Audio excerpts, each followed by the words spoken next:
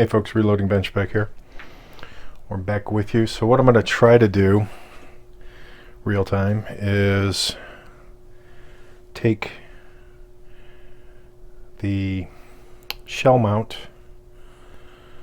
holder, or whatever it's called, out of the press and replace it with the 50 BMG shell holder. Getting that out was an interesting task. I didn't have any vice grips large enough to do the task, and I didn't want to mess with the vise, so I used the bench vise, and I essentially turned the press upside down, both edges of the vise gripping each side of this particular head, screw head, and then gave it a nice easy turn, and it started to come out rather easily. So the way I found that works for me in removing this shell holder is to take one of the primer arms and kind of just use it as a wrench. Obviously I've loosened that because the press originally came very tight and to the left at about 9 p.m. for the shell holder portion of the RAM, and what I intend to do is replace that with the 50 BMG version of the shell holder.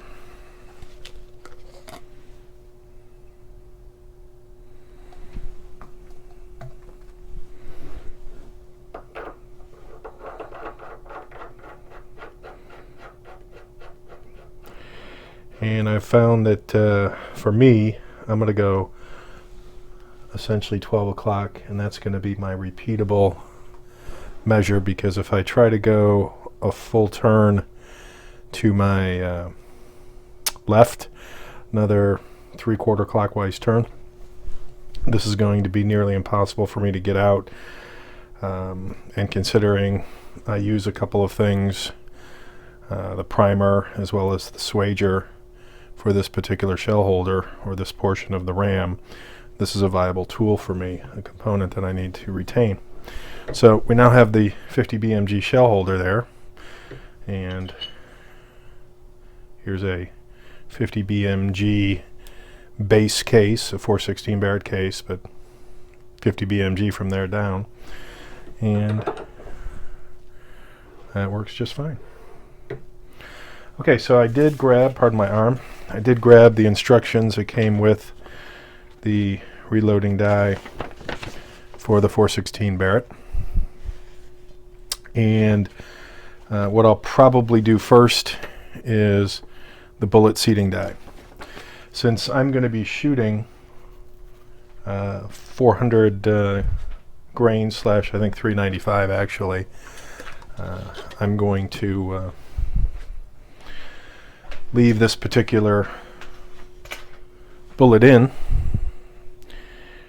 and what I've done in the past, I loosen that up a little bit. What I've done in the past is taken a bullet, especially when shooting 223, difference between the 55 and the 77 grain. I will take the, and you can't really see that at this moment, I will take the bullet seating depth guide out, or nearly out,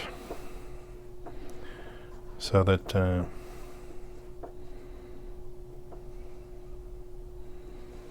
that's about as out as it's going to get. I would flip the camera, but I think everybody hates vertical videos. So what I'm going to do is pop the 416 in nice and slow, because I've never put a 416 round in here. And before I do that, I think it's touch the shell plate and a half turn off. So for the seating die, it's saying screw the bullet seating die in until you feel it touch the case mouth. Okay. So the case mouth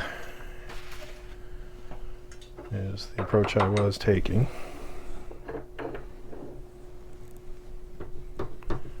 Okay.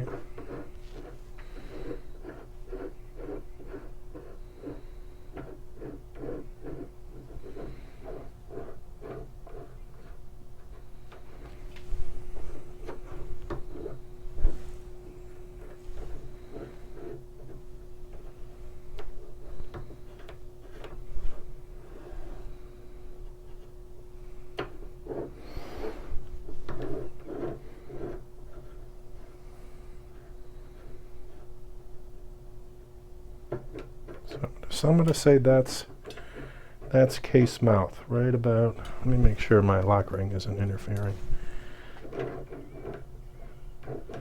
Yeah, that's definitely case mouth, or at least something's hitting right about there. So I'm going to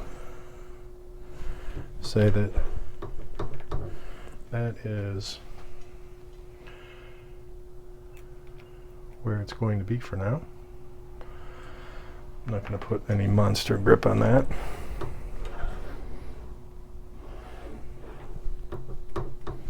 And then what I'm going to do is I'm going to turn the bullet seating guide until it stops, because that's about when I'm touching, and there we go.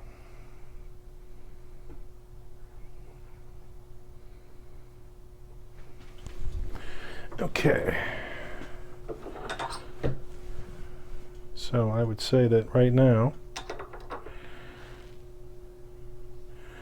that is adjusted, but I'm going to stop the video right now so I can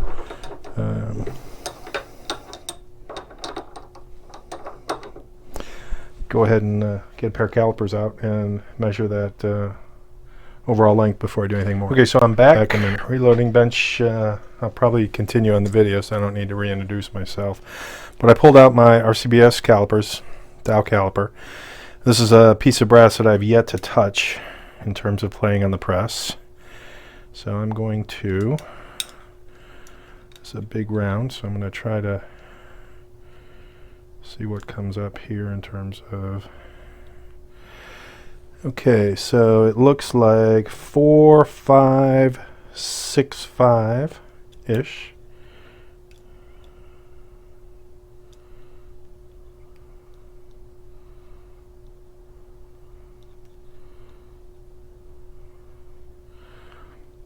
And that one is going to be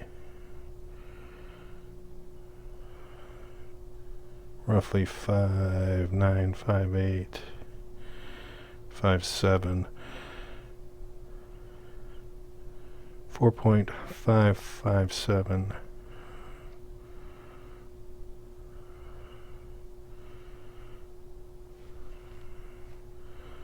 and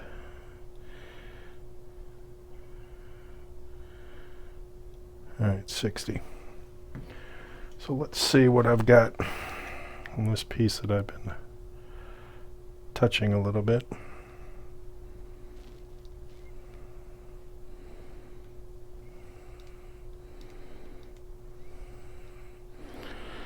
All right, so we're going to call it 60. 4.560.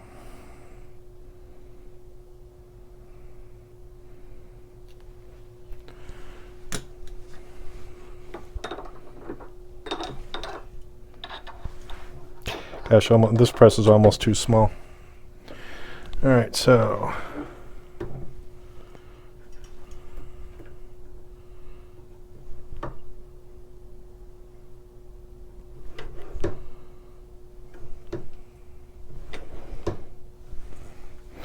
all right, so that is the seating die. So let me pull that out. Well, that's almost at the max in terms of the right at the limit of the rings. Again, not a brute tie down, just enough to Keep this so it doesn't move, so that when I screw in and screw out, we are relatively consistent.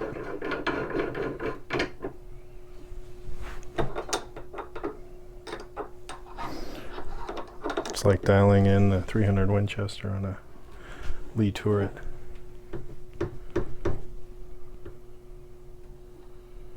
Yep. All right, that's dialed in. So again, according to my handy dandy instructions, if no crimp is desired, which I do not desire a crimp because I have the factory crimp die, back the die out a half a turn. Screw the bolt on until you feel it touch the case mouth. Okay, so let's redo this a little because I didn't quite do that right.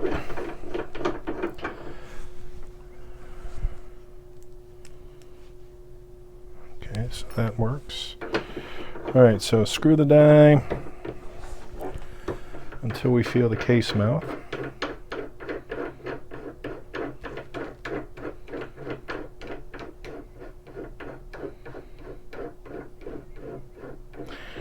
And I will double check all of these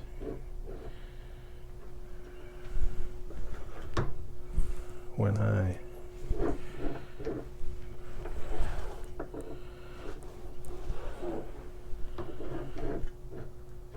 so there's the case mouth right there. Okay, so half turn back. No crimp is desired, back the die out a half a turn. That is what we will do. So that is that. That's a half turn. Let me lock that down.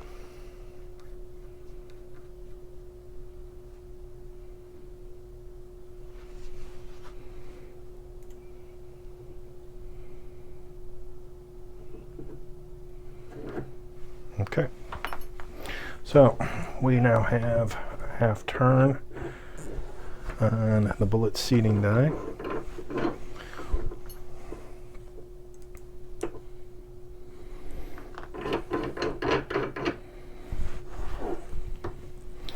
And now this will change. I'm going to do that with my right hand because I'm right-handed. Okay.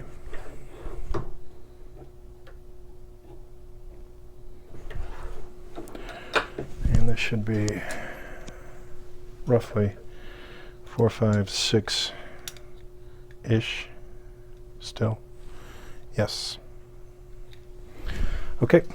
So we now have the seating die seated. Yay.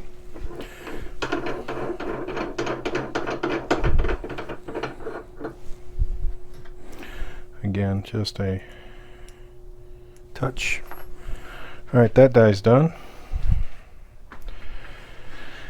Okay, seating die done. Since I am not going to be able to decap a live round, well, technically I could, we'll move on to the crimping die. Put that over there. All right, factory crimp for 50 BMG, and I'm expecting the 416 to be the same. Screw the Lee factory crimp die in to touch the shell holder plus 1/2 turn.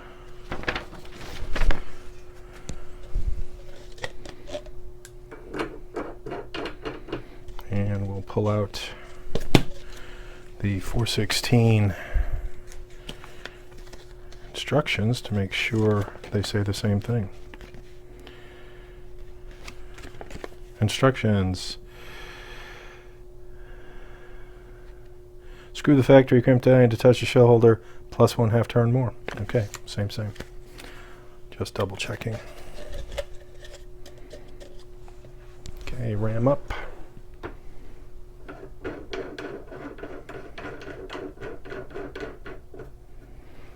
and 1/2 turn more.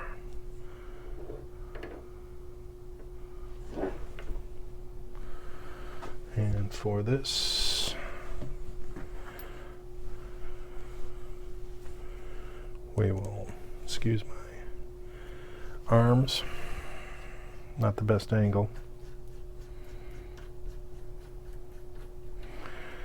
And what's interesting is I can actually see the die moving. In fact, I will take the camera out, so hang on. So get a shot of that. Things are not going to be as steady with my shaky hand, but I wanted you to see that the idea behind the crimp is to just put a light crimp on, so watch the teeth all the way down. You can hear the die bottom out, or the ram bottom out. But notice how the teeth are not completely together, but they're significantly closer than here. Just enough to put a light crimp on.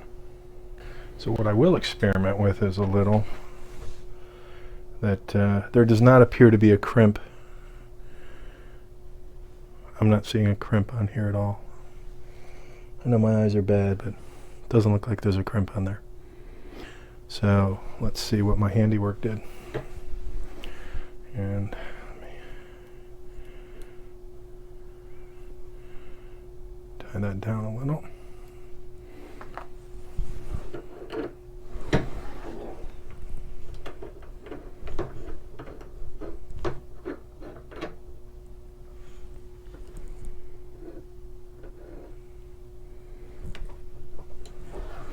Just double checking.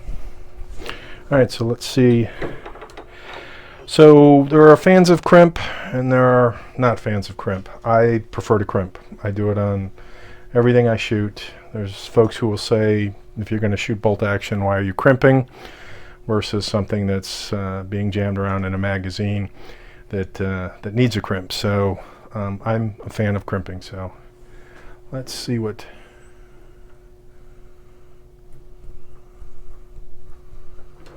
See what that adds.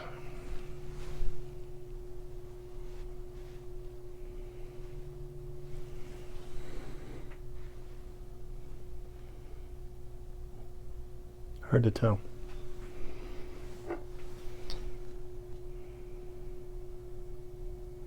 You can definitely see the difference.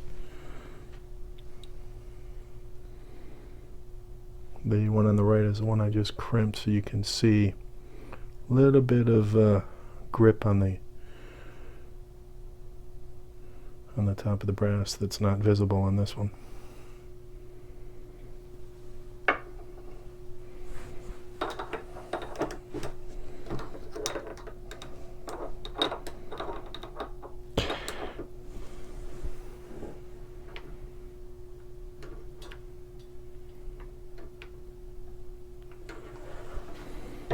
I'm going to open this up a little bit more and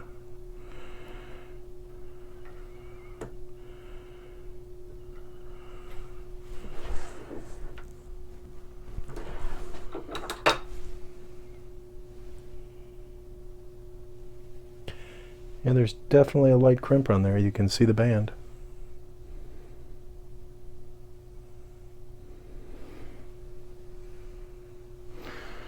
So I'm going to say good for that, at least for right now.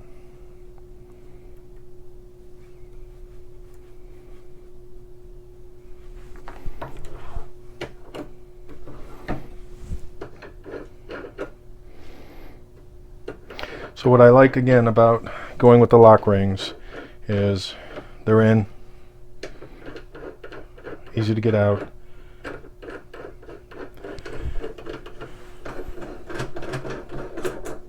And there's no movement. Well, there's movement of this because of that, but there's no movement of that lock ring, and that's exactly what I was looking for. So we're going to call this a wrap on crimp and seating.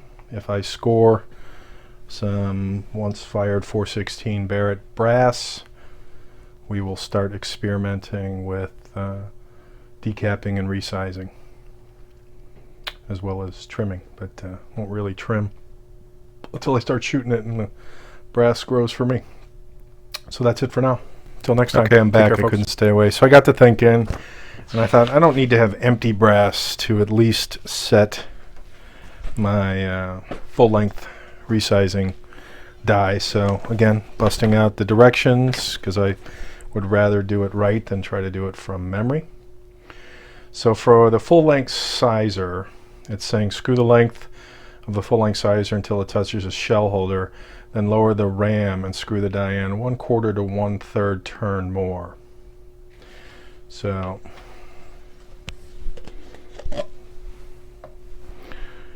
here we have our full-length resizer with the beautiful threads.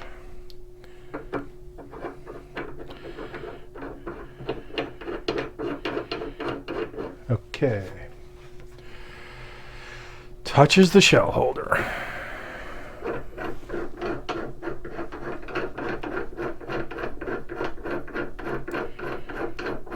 So I'm screwing this in blind because of the camera and the lights. Okay, so that's touching shell holder.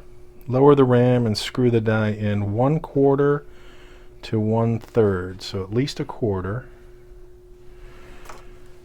That's 1/4.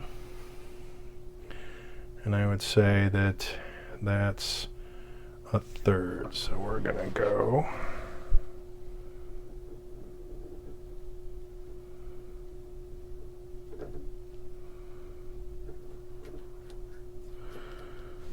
and naturally the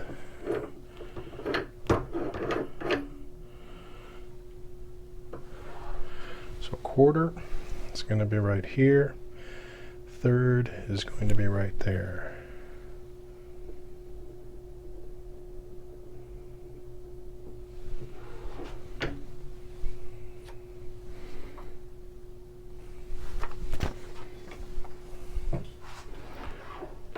And we're golden.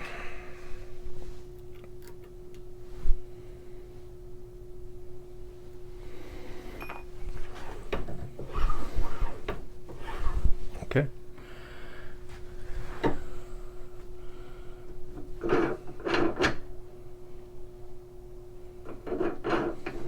This one I'm going to turn a little tighter.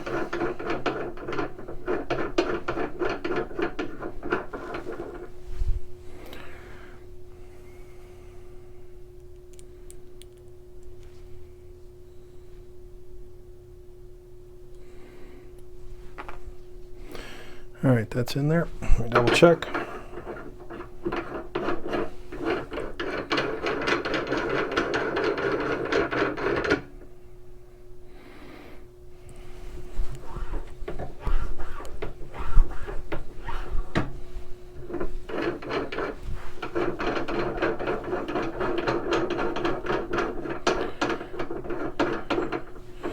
And we are done with all 3 dies now set up correctly. Now I will say goodbye and good night. Later, folks.